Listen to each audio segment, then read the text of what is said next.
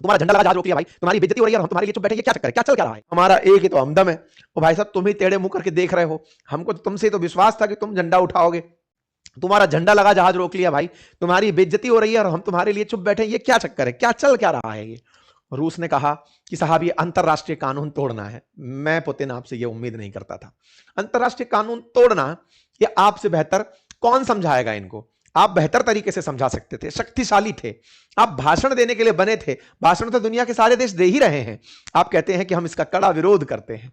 विरोध के नाम पर इन्होंने अमेरिकी सैनिकों को, जो भी है साहब, अपन को मीनिंग नहीं है, इन्होंने अपनी तरफ से स्टेटमेंट में देते हुए कहा कि हम इस पूरी स्थिति में ऑयल टैंकर को पकड़े जाने का कंप्लीट विरोध करते हैं। ये इनलॉफुल एक्टिविटी है जो हाई सीज के अंदर हुई है।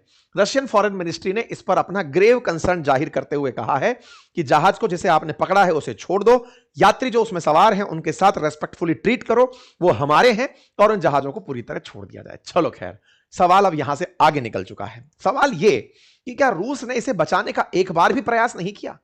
आइए इस बारे में ट्रंप का बयान जानते हैं। ट्रंप का बयान जाने, लेकिन इससे पहले रूसियों का रिएक्शन भी जान लीजिए। ऑफिशियल रिएक्शन में रूस ने भले ही ये कहा हो कि इसे छोड़ दो, लेकिन भाई साहब रूस में इस बात का भयंकर उबाल है। इतना उबाल है कि रूस के अंदर डिमांड उठ रही है। वहां के सांसद डिमांड उठा रहे हैं कि ये न्यूक्लियर बम क्या दिखाने के लिए रखे हैं?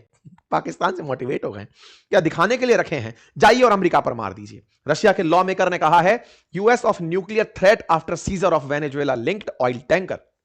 इस पर उन्होंने बकायदा अपनी तरफ से एलेक्सी जोराविन करके हैं, फर्स्ट डेप्यूटी चेयरमैन हैं स्टेट ड्यूमा कमेटी के और डिफेंस इन रशिया के। उनका कहना है कि साहब ऐसे नहीं चलेगा, कुल मिलाकर के उन पर हमला कर ही देना चाहिए था, न्यूक्लियर वेपन यूज कर लेना चाहिए था। लेकिन हमारा सवाल इससे भी कहीं बड़ा है। ये तो नेताओं की बात है, हम तो पुतिन से जानना चाहेंगे, भैया पुतिन बताओ क्या हुआ? क्योंकि तुमने अगर रिएक्शन नहीं दिया तो हम पर सवाल खड़े हो गए, तुमने अब तक चुप्पी क्यों साधी? तो जवाब मिला वॉल स्ट्रीट जर्नल से। वॉल स्ट्रीट जर्नल अमेरिकी अखबार जो लिखता है कि रशिया ने अपना जहाज बचाने के लिए सबमरीन भेजी थी। सबमरीन, रूसी सबमरीन न्यूक्लियर कैपेबल सबमरीन्स हैं, न्यूक्लियर कैपेबल्स हैं, न्यूक्लियर वेपन चलाने में सक्षम है, टॉर्पीडो युक्त हैं, जब चाहे दुश्मन को ठिकाने लगा सकती हैं। ऑलरेडी रशियन सबमरीन्स अमेरिका को चारों तरफ से घेर कर तैरती रहती हैं। अमेरिकियों को यह पता है, लेकिन एग्जैक्ट लोकेशन कभी तब सबमरीन की नहीं पता चलती है। सबको गुप्त सूचनाएं रहती है कि फलानी जगह सबमरीन है। अखबार में छपता है कि अमेरिका से लड़ने के लिए इन्होंने सबमरीन भेजी थी। इस बात की पुष्टि खुद ट्रंप अपने इंटरव्यू में कर देते हैं।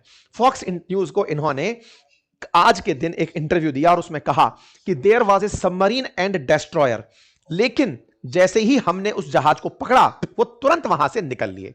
मतलब ट्रंप का इतना बड़ा दावा जिसमें वो ये कह रहे हैं कि वहां पर रशियन सबमरीन भी थी और रूसी डेस्ट्रॉयर भी जहाज बचाने आया था, लेकिन जैसे ही हमने उस जहाज को पकड़ा वो दोनों वहां से निकल लिए। अब ये तो बड़ा सवाल है। बहुत बड़ा सवाल तो इस बात पर ही है कि साहब जब रूस के पास में सबमरीन थी, सब कुछ था तो अल्टीमेटली पुतिन यहां पर खामोश क्यों रहे? उनके पास हाइपरसोनिक मिसाइलें थी, गाइडेड टॉर्पीडो थे, फिर भी वो एक मूक दर्शक बनकर क्यों बैठे रहे? अमेरिकी नौसैनिक जहाज खींचकर ले जा रही है और वहां पर सबसे ताकतवर पनडुब्बियों में से एक रखने वाला देश चुपचाप क्यों है? उसने टॉर्पीडो क्यों नहीं चलाया? ये मतलब पुतिन की कोई स्ट्रेटजी थी कि पुतिन डर गए? इसके पीछे का अब बड़ा कारण आज के सेशन में डिस्कस करते हैं। देखिए कहानी कुछ इस तरह से है, एक एक करके सवाल लेते हैं। यदि पुतिन यहां पर टॉर्पीडो दाग देते, टॉर्पीडो दागने का मतलब क्या है? टॉर्पीडो दागने का मतलब है जहाज के अंदर लगी हुई मिसाइलें, जो सबमरीन में लगी हुई मिसाइलें हैं, अगर वो यहां पर दाग दिए होते तो इसे सीधा युद्ध की शुरुआत कंसीडर किया जाता, इसे एक्ट ऑफ वॉर कंसीडर किया जाता। ऐसा क्यों? ऐसे समझिए, जैसे मैं अपने अनुभव से आपको फिर से रिलेट करता हूं। कई बार हम तस्करी वाले ट्रकों को रोकते थे, ट्रक को रुकना है, टैक्स इवेजन किया है, ट्रक बंद हो जाएगा, तेल उसमें सामान रखा है वो निकाल लिया जाएगा। लेकिन अगर वो हम पर फायर खोल दे तब तो भाई साहब हमें इसे अटेम्प्ट टू मर्डर में डालना पड़ेगा कि इसने हमें मारने का प्रयास किया। मारने के प्रयास में सजा ज्यादा बड़ी होगी। बिल्कुल वैसे ही यहां पर जो एक्ट ऑफ वॉर है, अगर वो अपनी तरफ से सबमरीन चला दे, बम गोला फेंक दे, टॉर्पीडो चला दे, दुश्मन को डुबो दे, अगर वो ऐसा करने लग जाए तो यह कहा जाएगा कि भाई चेक करने के लिए तो जहाज रोका था, चेक तो कर ही सकते हैं। आपको झगड़ा करना है तो इस बात पे करो कि हमने चेक क्यों कर लिया। चेक करने का नियम है। अगर लगता है हमने गलत चेक किया है, हम आपके जहाज को छोड़ देंगे। आपने अगर हमारी नेवी पर जहाज पर, भाई हमारी तो सेना है बिल्कुल, अमेरिका की तो पुलिस है, उस पर फिलहाल रूस अपनी तरफ से वो चला दे रहा है, यानी कि वो जानबूझ करके गिल्टी हो जा रहा है। तो ऐसी स्थिति में जो सबमरीन का कमांडर है उसने टॉर्पीडो चलाने का आदेश नहीं दिया। अगर वो यहां पर रूस के ऊपर हमला पाता, यानी कि अगर वो पुलिस या फिर वो अमेरिकी जहाज अगर सबमरीन की तरफ निशाना फेंकते, तब तो ये एक्शन ले सकता था, लेकिन खुद से एक जांच के खिलाफ एक्शन नहीं ले सकता था। बिल्कुल वैसे ही जैसे पुलिस वाले ट्रक को जांच के लिए रोकते हैं, ट्रक वाला कहे कि नहीं जांच करा रहा, ज्यादा करेगा, ले तेरे ऊपर ट्रक चढ़ा दिया, अपराध हो गया ना। तो ये अपराध करने जैसा था, रूस यहां पर रुका रहा। लेकिन साहब एक बात और भी थी, और वो क्या थी? असल में जहाज की कुछ कीमत रही होगी, कुछ 1 करोड़ रुपए होगी, सैकड़ों करोड़ रुपए होगी, सैकड़ों करोड़ का इसमें माल भी हो सकता है। लेकिन सबमरीन बहुत महंगी बनती है, बिलियंस ऑफ डॉलर्स में बनकर आती हैं। जैसे ही सबमरीन यहां पर फायर खोलती, सबमरीन का मतलब ही है गुप्त तरीके से चलने वाला जहाज, जिसके बारे में पता है कि यहां खड़ा है, लेकिन जब तक उसने फायर नहीं खोला है आप भी उसे नहीं मारोगे, क्योंकि वो हाई सी में तैर रही है। फायर खोलते ही दुश्मन चारों तरफ से चुन्नू मुन्नू टाइप के, मुंडरो टाइप के डेस्ट्रॉयर लेकर के सबमरीन को मार सकते थे। उससे बिलियंस ऑफ डॉलर का रूस का नुकसान हो जाता। वो एक छोटा सा टारपीडो चलाती, उधर से अपने ऊपर हुए फायर के चलते, बिल्कुल वैसे ही है, अगर अपराधी ने हम पर गोली चलाई, हम पर लगे ना लगे, लेकिन हम पर चल गई, तो चलो खोल दो फायर। तो वो वाली जो स्थिति है वो इनके साथ भी हो सकती थी। बिलियंस ऑफ डॉलर का सबमरीन खुल जाता और वो फट जाता। तीसरी इंपॉर्टेंट बात, अगर ये होता तो भाई साहब दुनिया का ध्यान सब तरफ से हट ही जाता, रूस और अमेरिका आमने सामने हो जाते। ये दोनों तमाम स्थितियां कर लेंगे, युद्ध कभी नहीं करेंगे। दोनों को पता है कि मारे जाएंगे। ये बिल्कुल वो था कि रूस ने अपने प्यादे को बचाने के लिए वजीर नहीं खोया। प्यादा गया, बोले जाने दो, युद्ध में अभी और जीतना बाकी है।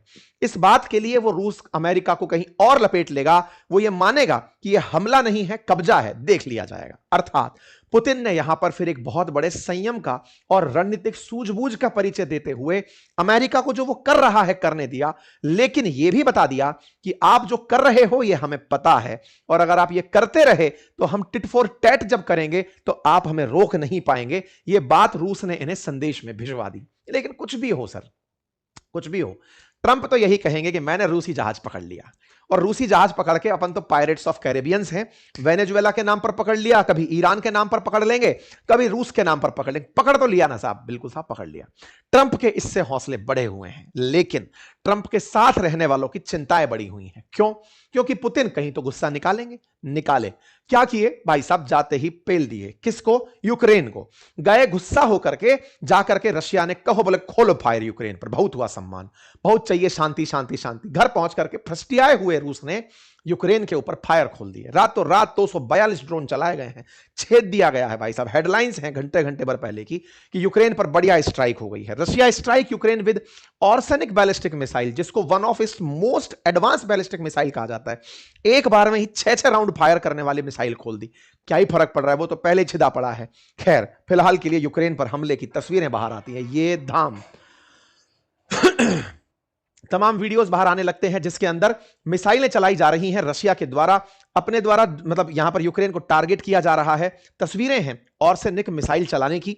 ऑर्सेनिक मिसाइल का एक सीन वीडियो में भी कवर हुआ, हम यहां पर आपको दिखाना चाहेंगे। एक बार के लिए आप इसे देखें। एक मिसाइल का गिरा, दूसरा हिस्सा, तीसरा। ऑर्सेनिक 6 बार में फोड़ती है, और इस बात का अमेरिका को अंदेशा था, इसलिए अमेरिका ने तत्काल प्रभाव से जो यूक्रेन में यूएस की एम्बेसी है उसको सूचित कर दिया था कि बेटा अंदर रहना, आज गोला चलाएंगे अंकल, तो ऐसे में तुम बाहर मत निकलना, पता चले लपेटे में आ गए। तो ऐसा करके इन्होंने एक दूसरे का फ्रस्ट्रेशन निकाल लिया। ये कहा हमें क्यों मारा, हमसे क्या नाराजगी थी भाई, तुम्हारा जहाज अमेरिका ने पकड़ा, हमें फिर भी छेद दिया गया। ये फिर से बाहर निकला है कि भाई ये तो गलत बात है। खैर जो भी है, अमेरिका और रूस के बीच चल रही इस तनातनी में अक्सर बीच में जो रह जाते हैं वो पाट के अंदर जैसे आटे में घुन पिसता है, पिसते चले जाते हैं। खैर फिलहाल के लिए गेहूं के साथ घुन पिसता है वैसे पिसते चले जाते हैं। फिलहाल के लिए इन दोनों के बीच की इस कसमकश के अभी और भी नमूने देखने बाकी हैं, क्योंकि रूस ने कहीं ना कहीं पूरी दुनिया में अपने प्रभुत्व को खो दिया है। रूस धीरे धीरे अपनी उस पहचान को शेड होता हुआ पा रहा है जिसे ट्रंप बार बार कह रहे थे। ट्रंप कह रहे थे कि रशिया फेल हो रहा है, रशिया फेल हो रहा है। वास्तविकता में भी यूएसएसआर को 1991 में अमेरिका ने ही 15 देशों में तोड़ा था। अब फिर से रूस पिछड़ता चला जा रहा है। इसका प्रमाण सीरिया में असद की सत्ता के फेल होने पर आपने देखा, वेनेजुएला में मादुरो की सत्ता को फेल होते हुए आपने देखा, और अब ईरान में खैमनेई की सत्ता फेल होने जा रही है। उसका एक डिटेल सेशन मैं लेकर आ रहा हूं थोड़ी ही देर में अपनी पाठशाला पर, उसे देखिएगा जरूर। लेकिन अमेरिकी वर्चस्व चल रहा है, पैसे वालों की सत्ता चल रही है। रूस कहीं ना कहीं कॉम्प्रोमाइज कर रहा है। अगर रूस अभी भी संघर्ष नहीं किया, सजे हुए न्यूक्लियर वेपन्स को सजा के रखता रहा, तो इस दुनिया में रूस का प्रभुत्व हमेशा के लिए खत्म हो जाएगा। संभव है कि रूस कुछ ही क्षेत्रों तक सीमित रह जाए, उसकी गणना कभी पावरफुल देशों में ना हो। यह सूचना मैं इसलिए दे रहा हूं क्योंकि अभी एक ही नहीं, कुछ और भी लगभग 4 ऐसे वेसल्स ऑलरेडी चल रहे हैं अमेरिका की नजर में, जो नाम बदल चुके हैं, अमेरिका जिन्हें पकड़ने जा रहा है। अगर ऐसा होता है, रूसी जहाज पकड़े जाते हैं, तो ये जहाज पकड़ना नहीं, रूस को चैलेंज करना कंसीडर किया जाएगा, अमेरिका की सत्ता स्थापित होना कहा जाएगा। अमेरिका ने अपने आप को ट्रंप के नेतृत्व में पुनर्स्थापित कर दिया है, इस बात में कोई दो राय नहीं है। लेकिन ये जिस अति के साथ आगे बढ़ रहे हैं, इसके साथ गलत कुछ बहुत बड़ा होगा। इसी अंदेशे के साथ पूरी दुनिया आशंकित है, क्योंकि अति सर्वत्र वर्जते। बाकी आप लोग इस विषय पर क्या सोचते हैं, अपनी राय जरूर कमेंट बॉक्स में दें।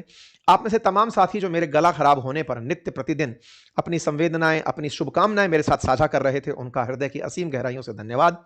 आपका प्यार और स्नेह यूं ही बनाए रखें। इस बीच में एक बार मैंने अपील की कि आप सभी अपना प्यार मुझे अगर चैनल सब्सक्राइब करके दिखाते हैं तो मुझे अच्छा लगेगा। आप में से बहुत से साथियों ने चैनल को सब्सक्राइब किया, मुझे बहुत ही अच्छा लगा। आप यूं ही हमें मजबूती दें, और जो नए साथी हैं वो भी चैनल सब्सक्राइब करें, और हमारे इस मिशन को, जिसमें अंकित इंस्पायर इंडिया हो रहा है, इसको और ऊंचाइयां दें। फिलहाल के लिए इतना ही। अपना ख्याल रखें, चैनल पर नए तो सब्सक्राइब करें, हमारे एप्लीकेशंस बातें बाजार की और अपनी पाठशाला को चेक करें। आपके अनुरूप अगर वहां कोई कोर्स है तो उसे अवश्य ज्वाइन कर सकते हैं। Thank you so much.